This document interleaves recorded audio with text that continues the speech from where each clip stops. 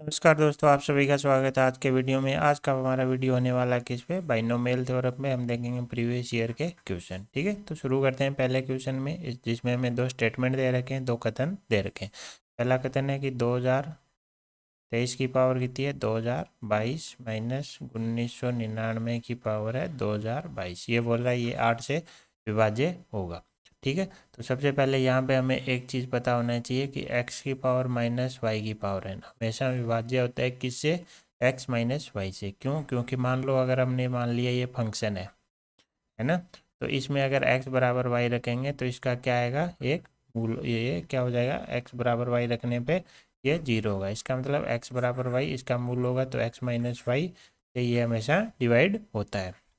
ठीक है, तो यहाँ पे x की जगह हमारा क्या है 2023 और y की जगह क्या है 1999। तो ये किससे डिवाइड होगा, x माइनस वाई से।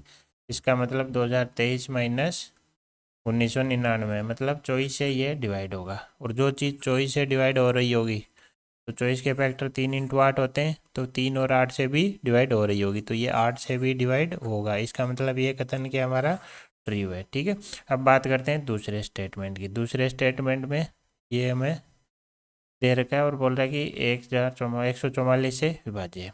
ठीक है, तो इसको नेक्स्ट पेज पे लेते हैं। हमें क्या दे रखा है, 13 इंटू 13 की power n minus 11 n minus 13 किससे विभाज्य करना है, 144। तो हमें कहीं न कहीं इसमें बाइनोमियल थ्योरम बनानी पड़ेगी, ए प्लस बी की पावर n बनाना पड़ेगा। तो ए प्लस बी की पावर n कहाँ बनेगा, इसमें। लेकिन कितना बनाए, 1 + 12 या 4 + 9 कितना, तो ये बताएगा। ये किससे विभाज्य देखना है, 144 से।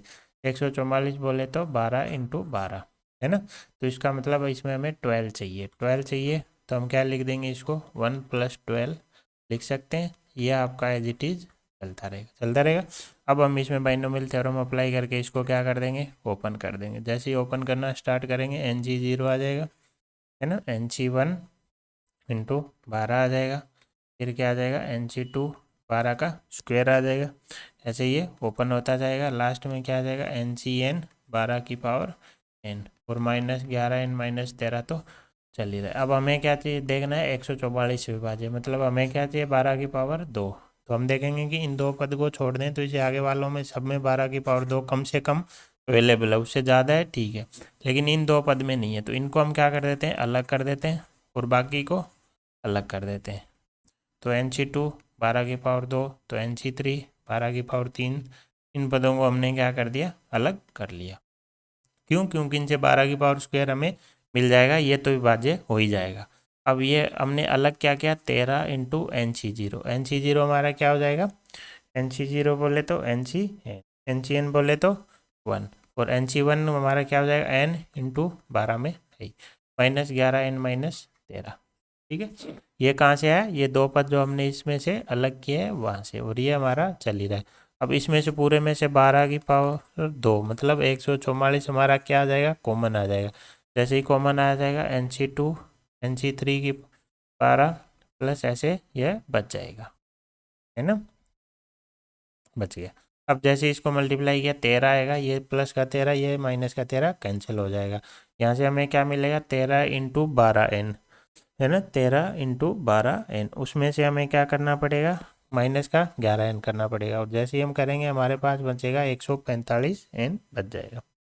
ठीक है, अब देखो ये इसको, ये कोई पूर्णांक आना है, अभी के लिए इसको लेमडा ले लेते हैं। तो ये हमारा बन गया 13 इंटू 144 इंटू लेमडा, जहाँ पे लेमडा हमारा क्या है, पूर्णांक, प्लस क्या आ गया 145 इंटू एन। अब हमें ये देखना है कि ये 144 से विभाज्य होगा या नहीं होगा। तो ये वाला तो 144 से विभाज्य हो जाएगा कितने टाइम, 13 लेमडा टाइम। इसमें डिपेंड किस पे करेगा, एन पे। अगर एन की वैल्यू 144 है तो ये डिवाइड हो जाएगा।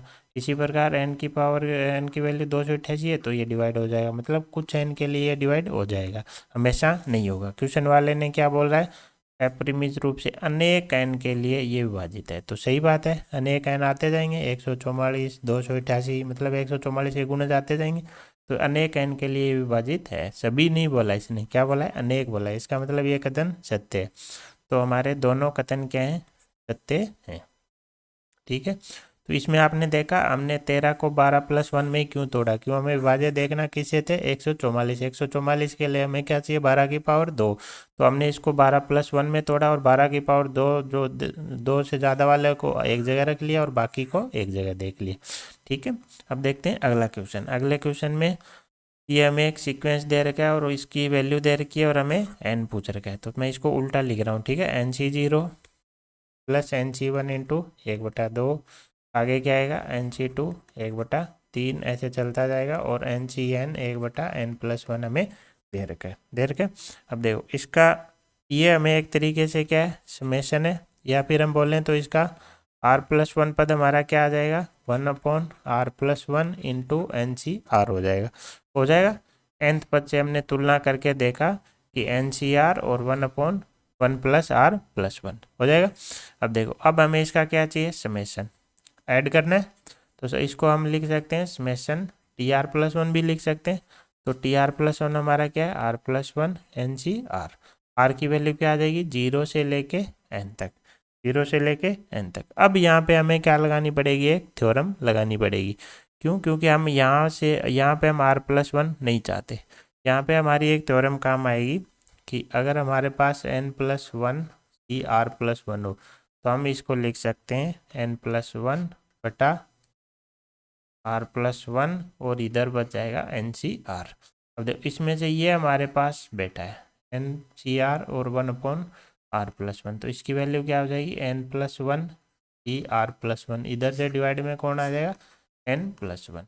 तो इस प्रॉपर्टी से मैं इसको सब्स्टिट्यूट कर देते हैं, ये हमारा बन जाएगा n+1 ही r+1 बटा n+1 और r बराबर 0 से n चल रहा है। अब समेशन अप्लाई है r पे, तो ये किसकी तरह काम करेगा कांस्टेंट की तरह, तो ये तो कहाँ आ जाएगा बाहर आ जाएगा। जैसे ही बाहर आया अब हम क्या करेंगे r की वैल्यू रखना स्टार्ट कर देंगे, तो हमारा क्या बन जाएगा जैसे ही r बराबर 0 रखेंगे तो n+1 C1 आ जाएगा, फिर आ जाएगा n+1 C2, n+1 C3 और लास्ट पद क्या आ जाएगा n+1 CN+1 आ जाएगा। अब अगर हम देखें तो ये हमारा क्या बन रहा है पूरा बाइनोमियल बन रहा है, लेकिन इसमें एक पद क्या है मिस है, कौन सा C0 वाला, तो हम इसको ऐड कर देंगे और इसको माइनस कर देंगे, है ना, इसको ऐड कर देंगे और माइनस कर देंगे। तो जैसे ही ऐड करेंगे तो हमारा क्या बन जाएगा n+1 C0, n+1 C1 से लेके n+1 CN+1 और ये हमारा क्या आ गया माइनस का n+1 C0। ये 1/n+1 हमारा चल ही रहा है, ये हमारा क्या बन जाएगा 2 की पावर n+1 बन जाएगा। क्यों, क्योंकि ये 1 + x की पावर n+1 में हमें क्या रखना है, इसमें x बराबर 1 रखने पे ये कोफिशिएंट आ जाएंगे। इन गुणांकों का क्या है बाइनोमियल गुणांकों का कोफिशिएंट का क्या है समय, है ना, और ये क्या बन जाएगा 1 बन जाएगा। अब देखो इसकी वैल्यू हमें क्या दे रही है क्वेश्चन में 1023/10, इसकी वैल्यू हमें क्या दे रखी है 1023/10। अब हमें इसकी फॉर्म में लाना है, तो इसमें से पहले -1 बना लेते हैं, तो इसको हम क्या 1024-1 लिख सकते हैं। 1024 को हम 2 की पावर 10 लिख सकते हैं और नीचे हमारा 10। तुलना करेंगे n+1 बराबर क्या आ जाएगा 10, 2 की पावर में भी n+1 बराबर क्या है 10, तो n+1 बराबर क्या आ गया 10, तो n बराबर क्या आ गया 9 आ जाएगा। तुम्हारा करेक्ट आंसर क्या हो जाएगा 9 हो जाएगा। तो ठीक है, तो ये था हमारा क्वेश्चन। इसमें हमने क्या किया ये थ्योरम ये प्रॉपर्टी ही हमारी काम की थी, क्योंकि इसमें r+1 की जगह हम वैल्यू पुट करते हैं तो हमें सोल्व करना मुश्किल हो जाता है, यही वापस खुल के आ जाता।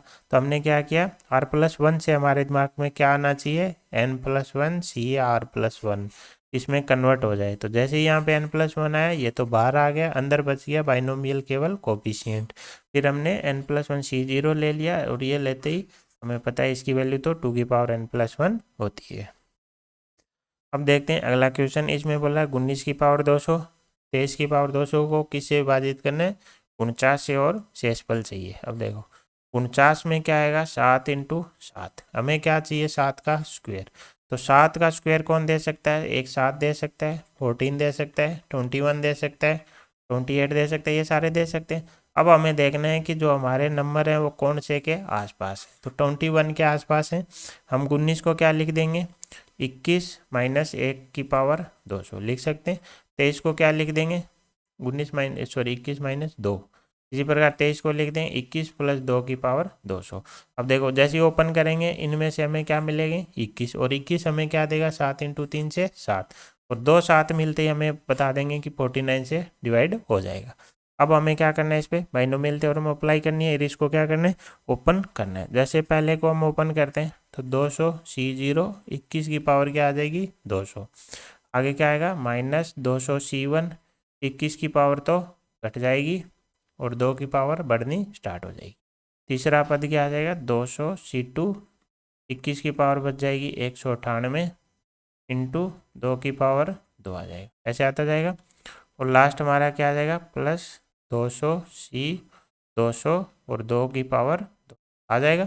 दूसरा अब इसको हम ओपन करेंगे तो सेम ही कोफिशिएंट आएंगे, बस जो माइनस आ रहा था वो हमारा क्या आ जाएगा प्लस का आ जाएगा।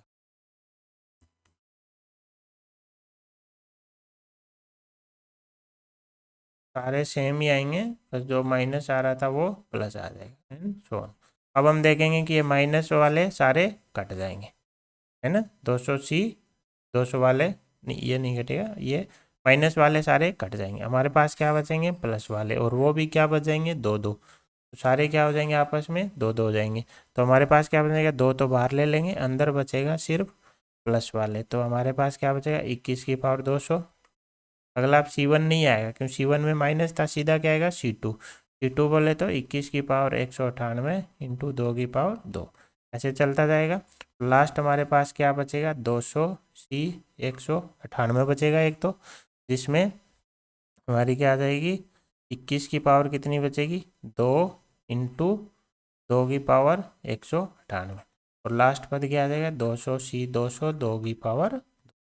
अब देखो इस सब में हमें क्या चाहिए 2 7 चाहिए, 2 7 के लिए हमें क्या चाहिए 2 21 चाहिए, क्योंकि एक साथ ये दे देगा एक साथ ये दे देगा, कुल मिला के हमें पूरे में से 21 की पावर 2 कॉमन लेनी पड़ेगी। तो हम देख रहे हैं कि यहाँ तक सारे पदों में 21 की पावर 2 अवेलेबल है, बस लास्ट वाले में अवेलेबल नहीं है।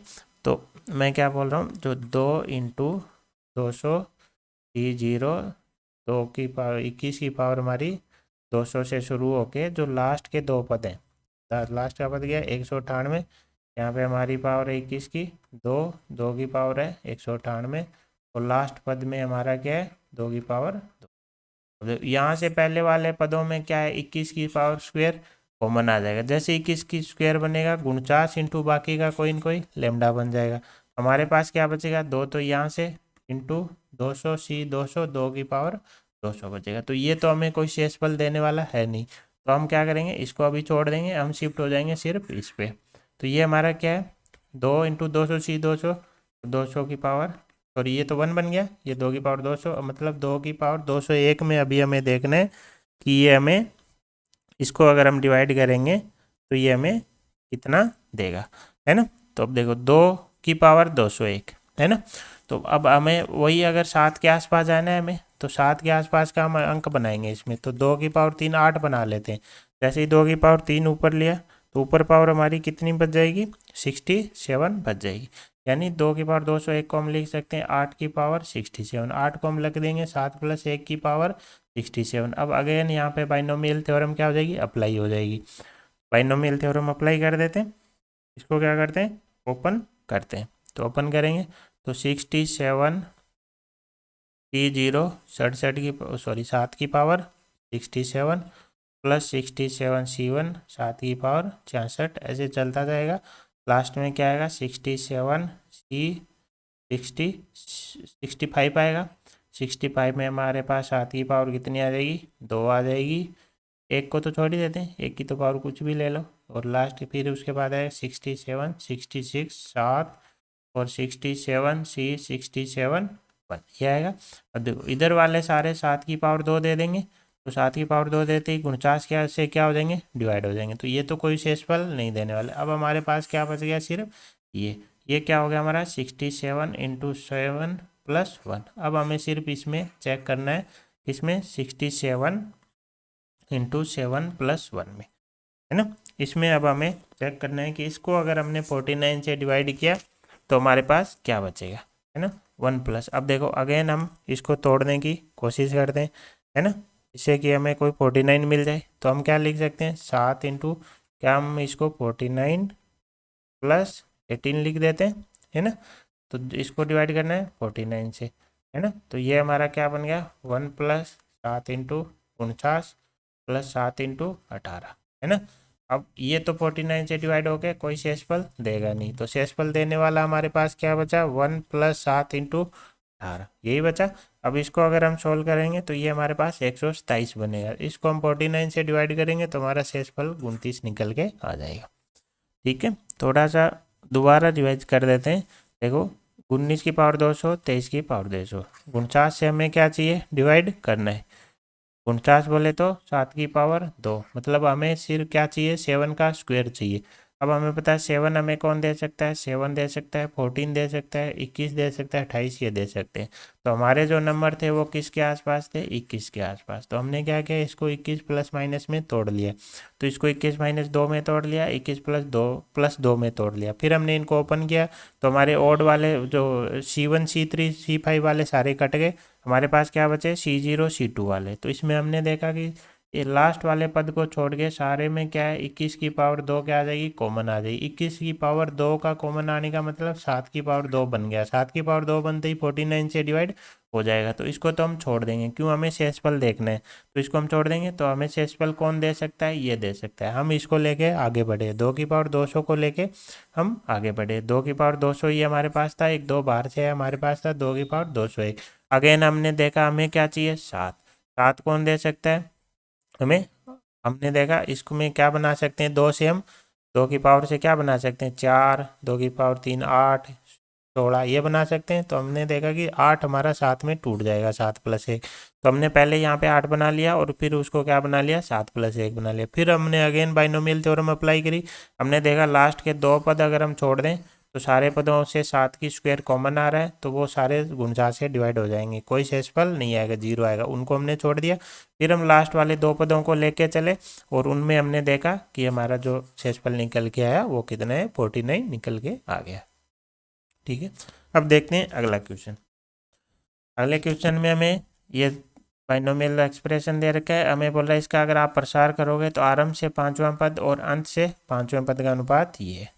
तब हमें पूछा आरंभ से तीसरा पद चाहिए। अब देखो यहाँ पे एक क्या है, अननोन है, कौन, एन, जो कि इस जो ये हमें शर्त दी गई है इससे हमारा एन आ जाएगा। एन आते ही हम तीसरा पद बता देंगे। तो कुल मिला के हमें क्या चाहिए, एन। एन के लिए हमें क्या चाहिए, आरंभ से और अंत से 5वां पद चाहिए। अब देखो हम एक्सप्रेशन को जैसे a+x का देखते हैं ना, जैसे a+x की पावर n करते हैं ना, इसका अगर हमें r+1 पद चाहिए प्रारंभ से, तो हम क्या निकलते हैं, NCR। a की पावर क्या आता है, n की पावर, सॉरी n-r, और x की पावर r। मतलब पहले वाले की पावर तो n-r और दूसरे वाले की पावर r, मतलब जब यहाँ होती है वही पावर यहाँ होती है। तो ये तो हम बोलते हैं तब जब प्रारंभ से। अब अगर कोई अंतिम से बोल दे तो हमें कुछ नहीं करना, हमारा फॉर्मूला सेम ही रहेगा। बस हम अब वही सेम चीज़ अप्लाई करेंगे किस पे, x+a पे। a+x को x+a लिख सकते हैं। तो अब हमारा क्या हो जाएगा, tr+1 क्या हो जाएगा, NCR तो आएगा ही आएगा। अब a की जगह क्या है, x, तो x की पावर क्या आएगा, n-r, और a की पावर क्या बन जाएगा, r बन जाएगा। ये हमारा आरवां पद है प्रारंभ से, और सेम श्रेणी का ये आरवां पद है अंत से। ठीक है, तो हमें कुछ नहीं करना, हम पहले निकाल लेंगे a+x का 5वां पद, यानी इसका एज इट इज, इसको a मान के इसको x मान के। अगली बार करेंगे हम 5वां ही निकालेंगे, इस बार इसको x मान लेंगे और इसको a मान लेंगे। ठीक है, तो शुरू करते हैं। इसको हम क्या लिख देंगे, 2 की पावर 1/4 प्लस इसको क्या लिख देंगे, 3 की पावर माइनस का 1/4 n। अब हम इसका क्या चाहिए, अगर हमें इसका r+1 पद चाहिए प्रारंभ से, तो प्रारंभ से लेंगे तो इसको एक ही तरह लेंगे, NCR तो आएगा ही आएगा। तो 2 की पावर 1/4 की पावर क्या आ जाएगा, r आ जाएगा, और 3 की पावर माइनस 1/4 की पावर क्या आ जाएगी, n-r आ जाएगा। इसी श्रेणी का अगर हमें चाहिए अंत से, तो हम यहाँ क्या कर देंगे, इनको आगे पीछे कर देंगे और सेम चीज़ अप्लाई कर देंगे। tr+1 इसको डैश ले लेते हैं, सेम चीज़ अप्लाई करनी है।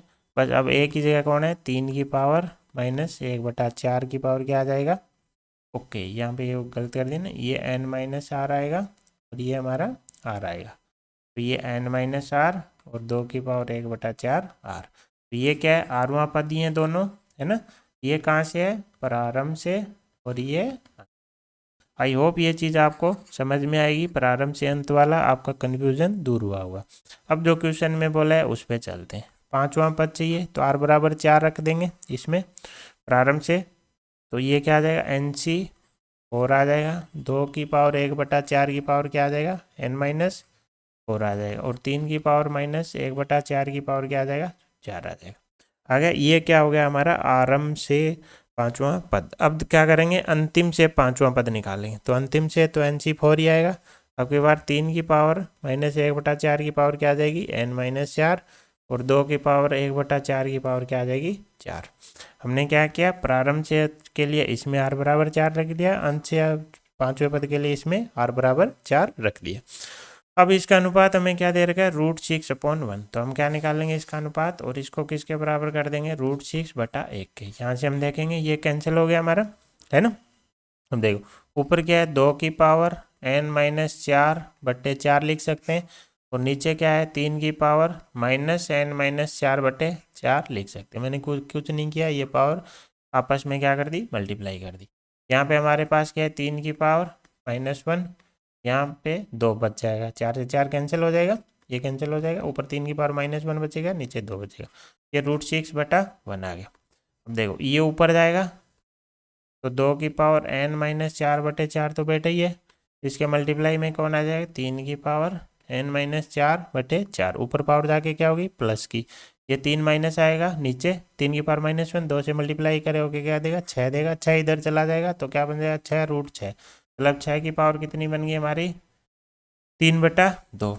अब देखो पावर सेम है तो पावर को बाहर ले जाएंगे, ले गए, तो ये हमारा बन गया 6 की पावर n-4/4 बन गया, जो कि हमारा किसके बराबर है, जो कि हमारा बराबर चल रहा है, बराबर में हमारा 6 की पावर 3/2 चल रहा है ना। तो यहाँ से अगर सोल्व करेंगे तो हमें क्या मिला, n की -4/4 बराबर 3/2, तो ये हमारा बन गया n-4 बराबर 6, तो n बराबर 10। जैसे ही n की वैल्यू आई जो क्वेश्चन वाले ने पूछा है वो हम निकाल देंगे। क्वेश्चन वाले ने हमें क्या पूछा है, आरंभ से तीसरा पद, तो आरंभ के लिए ये वाला ले लेंगे, है ना, क्योंकि इसको हम आरंभ मान के चले, है ना। तो आरंभ से तीसरा पद क्या हो जाएगा, NC R की जगह क्या रख देंगे, 2, क्यों, हमें तीसरा पद चाहिए, ये TR प्लस में R बराबर 2 रख देंगे। तो प्रारंभ से देखने तो ये हमारा क्या बन जाएगा, 2 की पावर 1/4 की पावर n-2, और 3 की पावर -1/4 का 2, n की जगह क्या आ जाएगा, 10 आ जाएगा। जैसे n बराबर 10 रखेंगे तो ये 2 की पावर 2 बन जाएगा, क्योंकि 10 - 2 8, ये 1/4 मल्टीप्लाई हो गए, तो ये हमारा बन गया 3 की पावर -1/2। इसको सोल्व करेंगे हमारे पास आंसर आ जाएगा 60√3। ठीक है, तो हमारा करेक्ट आंसर हो जाएगा 60√3। अब देखते हैं अगला क्वेश्चन। अगले क्वेश्चन में क्या दे रखा है, ax² + 1/2bx की पावर क्या है, 11। इसमें बात कर रहा है x की पावर 7 का गुणांक, और उसमें x की पावर -7 का गुणांक बराबर है। तो कुछ हमें क्या करने, गुणांक निकालने। गुणांक निकालने के लिए हम क्या करते हैं, हम निकाल लेते हैं इनका व्यापक पद। व्यापक पद क्या आ जाएगा, 11CR, ax² की पावर क्या आ जाएगी, 11 - R, 1/2bx की पावर क्या आ जाएगी, R आ जाएगी। अब इसमें से क्या करना है, जो कांस्टेंट है उनको अलग कर लेते हैं, तो a की पावर 11 - R अलग आ जाएगा, और 1/2b की पावर R अलग आ जाएगा। x की पावर क्या करते हैं, एक जगह कर देते हैं, यहाँ से क्या आ जाएगी, 22 - 2R आ जाएगा, और यहाँ से क्या आ जाएगी, -R आ जाएगी। ठीक है, तो x की पावर कितनी आ जाएगी, 22 - 3R, तो मैं यहाँ लिख देता हूँ 22 - 3R। कैसे आया, क्योंकि x² इससे मल्टीप्लाई होकर 22 - 2R देगा, यहाँ से -R आएगी, टोटल 22 - 3R आ जाएगी। अब क्वेश्चन वाले ने क्या दे रखा है, इसमें चाहिए हमें x की पावर 7, मतलब 22 - 3R बराबर क्या चाहिए, 7, तो 3R बराबर क्या चाहिए, 15, तो R बराबर कितना आ गया, 3, और गुणांक चाहिए, तो ये क्या हो जाएगा, इसका गुणांक हो जाएगा। तो पहला गुणांक तो हमारे पास निकल के आ गया, क्या आया, 11C3, a की पावर 11 - R, तो 11 - 3 क्या हो जाएंगी, 8, और 1/2b की पावर 8 मतलब 3, तो पहला गुणांक तो निकल के आ गया। अब बात करते हैं इस प्रसार की, ठीक है, इसका हम सबसे पहले वही क्या निकाल लेते हैं, व्यापक पद, जो कि क्या आ जाएगा 11 CR, AX की पावर क्या आ जाएगा 11 माइनस आर और माइनस 1/3B(x²) की पावर क्या आ जाएगा आर। कॉन्स्टेंट को एक तरफ कर देते हैं तो ए की पावर 11 माइनस आर आ जाएगा और माइनस का 1/3 बी की पावर आर आ जाएगा। अब देखते हैं एक्स की पावर, यहाँ से कितनी आएगी 11 माइनस आर, यहाँ से 2 ऊपर जाके माइनस का 2r, क्या आ जाएगी 11 माइनस 3r, 11 माइनस 3r आ जाएगी। अब इसको 11 माइनस 3r को हमें किसके बराबर रखना है, -7 के। जैसे ही 7 के बराबर रखेंगे तो 18 बराबर 3r, तो r बराबर 6 आ गया। r बराबर 6 आते ही यहाँ से क्या आ जाएगा, गुणांक आ जाएगा, क्यों हमें तो गुणांक चाहिए, तो ये आ जाएगा 11C6, है ना, 11C6 आ जाएगा एक तो। ओके, यहाँ पे ये मिस्टेक हो गई हमसे कि 3r बराबर 15 था, तो r बराबर क्या आएगा 5, तो यहाँ पे r बराबर क्या आएगा 5। जैसे ही 5 रखेंगे तो यहाँ पे पावर बचेगी 6, यहाँ पे r बराबर क्या आ जाएगा 5। ये थोड़ी मिस्टेक हो गई, ठीक है। अब देखते हैं, ये आ गया 11C6, r बराबर क्या रखना है 6 रखते ही a की पावर 11 माइनस 6 बोले तो 5 और 1/3b माइनस के 1/3b की पावर r बोले तो 6।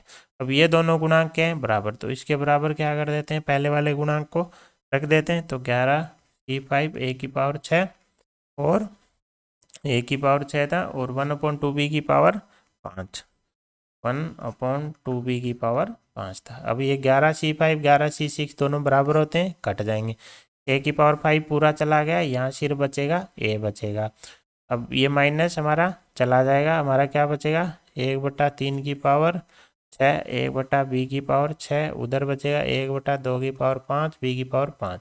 ये b की पावर 5 पूरा कट गया, यहाँ बचेगा सिर्फ b, ये b हमारा इधर चला जाएगा, तो ए बी बराबर क्या आ जाएगा 2 की पावर 5/3 की पावर 6। देखते हैं कोई ऐसा ऑप्शन है क्या, इसका मतलब इसको हमें वो खोलना पड़ेगा, है ना। तो यहाँ से बन गया 3 की पावर 6 इंटू ए बी बराबर 2 की पावर 5, तो 3 की पावर 6 हमारा हो जाएगा 729, ए बी बराबर 2 की पावर 5 हो जाएगा हमारा, कट बढ़ के 25 आ जाएगा, ठीक है। तो ये हमारा करेक्ट आंसर नहीं, 2 की पावर 5 कितना होगा, 2 2 4 2 8 2 16 2 32, 32। तो हमारा करेक्ट आंसर क्या हो जाएगा, बी हो जाएगा, ठीक है। 25 ना 2 की पावर 5 क्या होगा 32, तो 729 ए बी बराबर 32 हमारा करेक्ट आंसर हो जाएगा।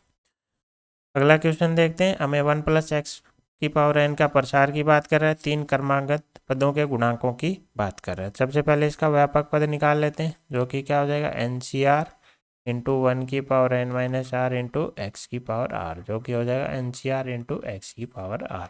तो गुणांक की बात करें तो हमारा गुणांक क्या हो जाएगा NCR आ जाएगा।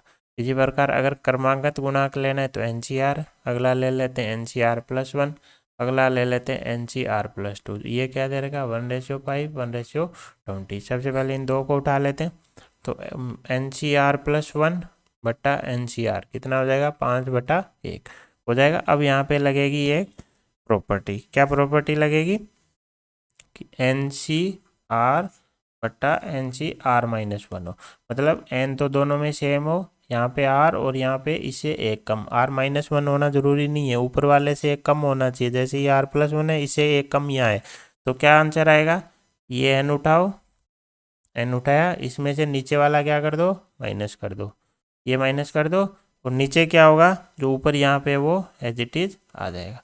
देखो अगर आपने इसको ऐसे ही रट लिया तो आपको यहाँ पे अप्लाई करने में दिक्कत आएगी, लेकिन आप देखोगे कि कौन से को कहाँ रखना है, तो n का तो n है ही सब में, इसको नीचे वाले को कहाँ ले जाना है ऊपर ले जाना है, और ऊपर वाले को नीचे ले जाना है, और ऊपर में क्या आएगा n- आएगा।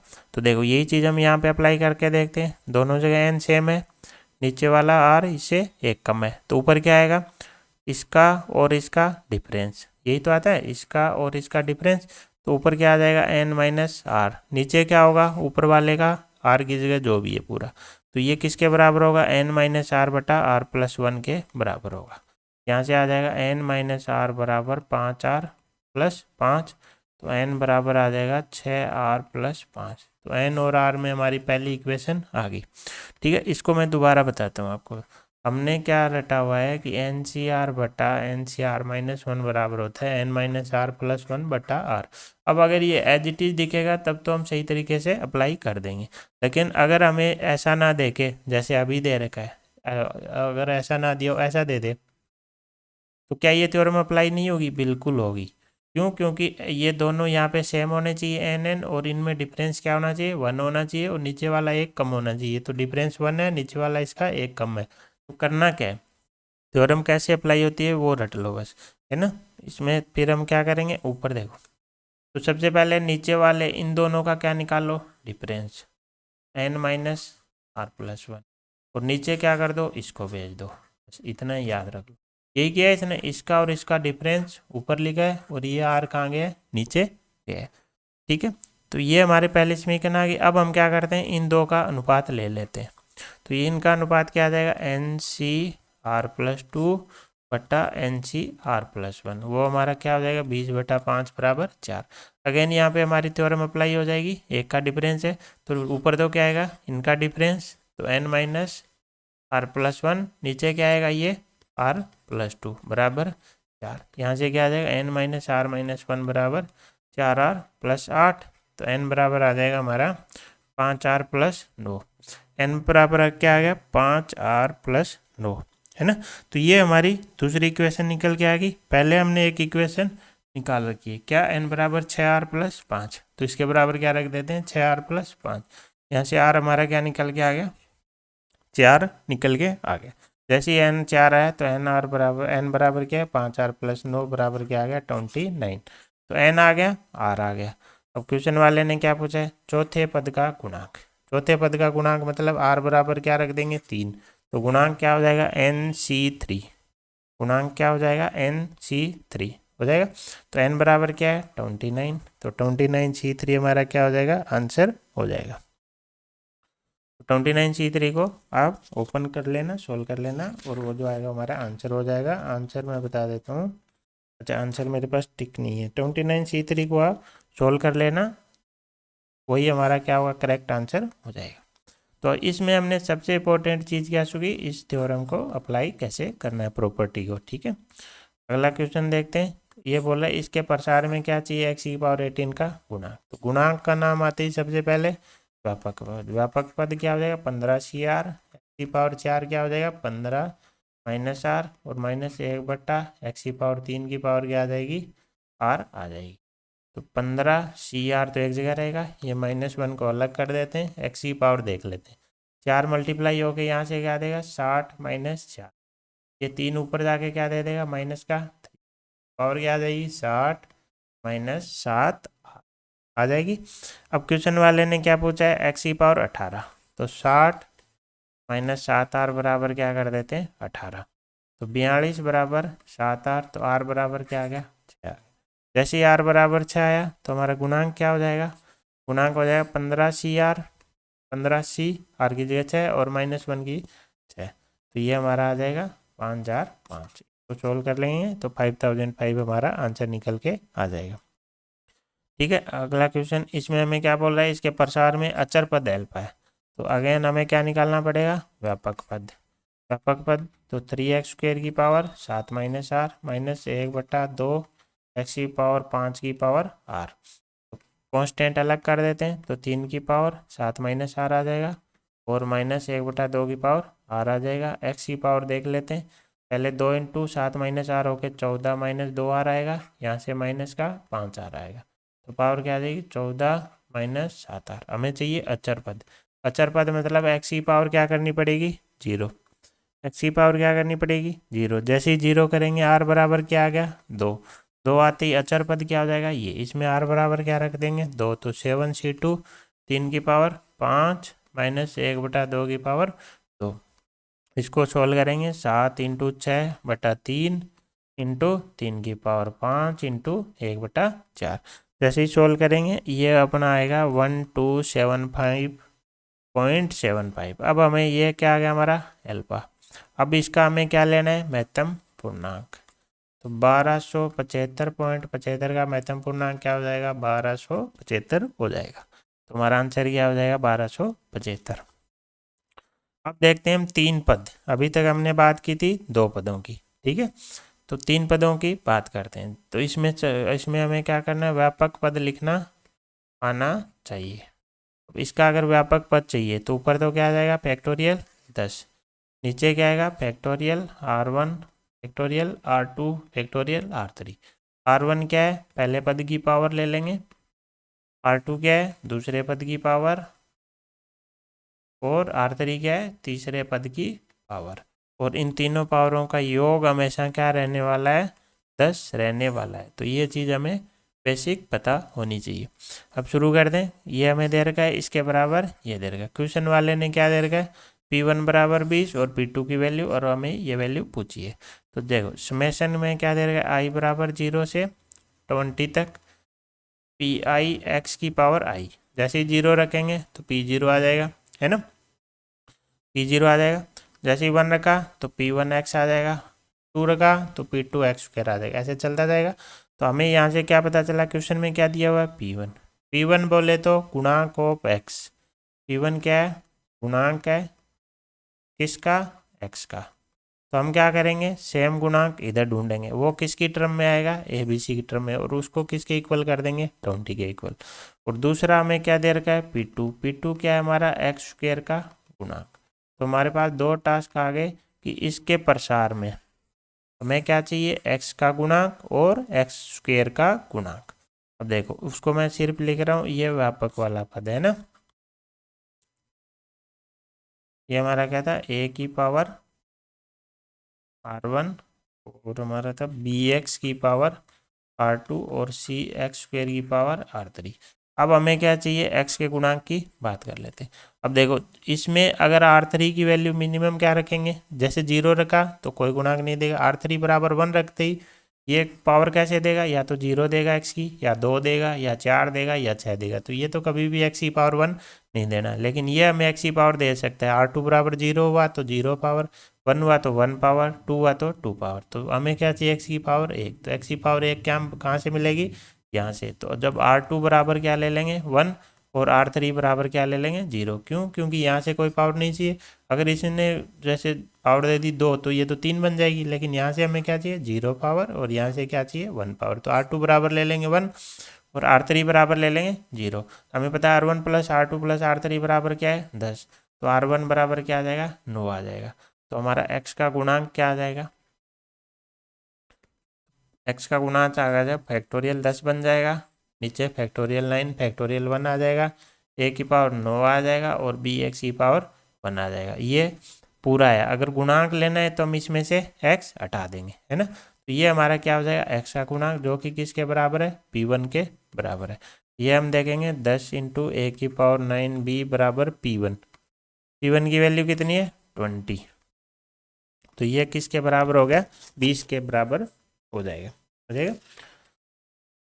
अब देखो 10 इंटू ए की पावर 9 इंटू बी बराबर कितने हैं 20। तो इसका मतलब ए की पावर 9 इंटू बी बराबर कितने हैं 2। क्वेश्चन में अगर ध्यान से देखें तो हमें क्या बोल रहा है, ए बी सी क्या है हमारे नेचुरल नंबर, मतलब ए बी सी की वैल्यू क्या है 1 2 3 ये। तो अब हमें क्या चाहिए, दो नंबरों का गुणनफल क्या चाहिए 2। कितने तरीकों से आ सकता है, या तो 1 इंटू 2 या 2 इंटू 1 हो, दो ही तरीके।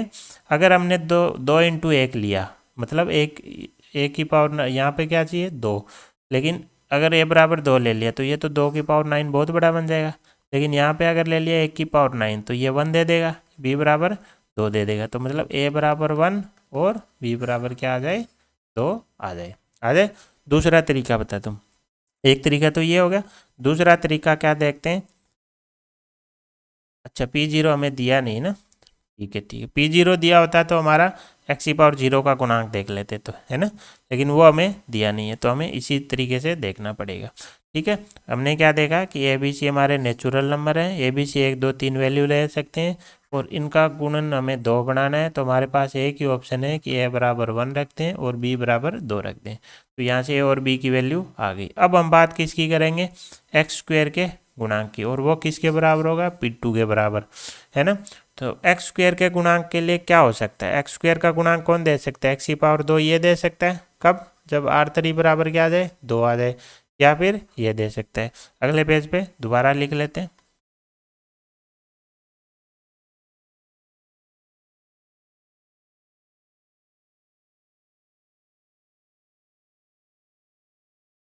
हमने क्या देखा, यहाँ से x की पावर क्या नहीं है, 0 1 2 3 ये, यहाँ से x की पावर क्या नहीं है, 0 2 4 6 ये। हमें क्या चाहिए, x की पावर 2, तो x की पावर 2 कब आ सकती है, ये दे सकता है या फिर ये दे सकता है। जब ये देगा तो R2 बराबर क्या लेना पड़ेगा, 2 लेना पड़ेगा, और R3 बराबर क्या लेना पड़ेगा, 0 लेना पड़ेगा। और जब ये लेंगे तो R3 बराबर 1 लेना पड़ेगा, क्यों, R3 बराबर यहाँ पे क्या है, एक्स स्क्वायर है, तो R3 बराबर 1 लेना पड़ेगा, और R2 बराबर 0 लेना पड़ेगा। और इस केस में R1 कितना हो जाएगा, 8 हो जाएगा, और इस केस में हमारा R1 कितना हो जाएगा, 9 हो जाएगा। तो ये दो केस है हमारे पास, जब हमारे पास एक्स स्क्वायर आ सकता है ना, दो केस हो गए। इसके अलावा भी हम देखते हैं क्या कोई और केस हो सकता है क्या। हमें कुल मिला के क्या चाहिए, एक्स स्क्वायर का गुणांक। तो मेरे हिसाब से इसके अलावा इसमें कोई और केस होगा नहीं, है ना, क्योंकि 2 के बाद तो ये 3 देगा, ये मिनिमम 2 दे रहा है, तो ये हो गया। तो यहाँ से अब हम क्या निकालेंगे, गुणांक। गुणांक क्या आएंगे, 2 का सम। पहला केस जब R1 बराबर 8, R2 बराबर 10, तो फैक्टोरियल 10 बटा फैक्टोरियल 8 फैक्टोरियल 2 इंटू ए की पावर क्या आ जाएगा, 8 आ जाएगा, और बी की पावर क्या आ जाएगी, 2 आ जाएगी, प्लस दूसरा गुणांक क्या आ जाएगा, दूसरा क्या आ जाएगा, 10 बटा फैक्टोरियल 9 फैक्टोरियल 1, ए की पावर क्या आ जाएगा, 9 आ जाएगा। और इस बार हम ले रहे हैं R3 बराबर 1, तो हमारा पिक्चर में कौन आ जाएगा, सी आ जाएगा। ये हमारा किसके बराबर होगा, P2 के बराबर। P2 की वैल्यू क्या दी गई है, 210, है ना। इसको अगर हम सॉल्व करेंगे तो ये हमारा आ जाएगा 45 इंटू ए की power 8 B square plus 10 into A की पावर 9 सी बराबर 210। ए और बी की हमारे पास वैल्यू आ चुकी है। यहाँ पे जैसे ही ए बी की वैल्यू रखेंगे सी की वैल्यू 3 निकल के आ जाएगी।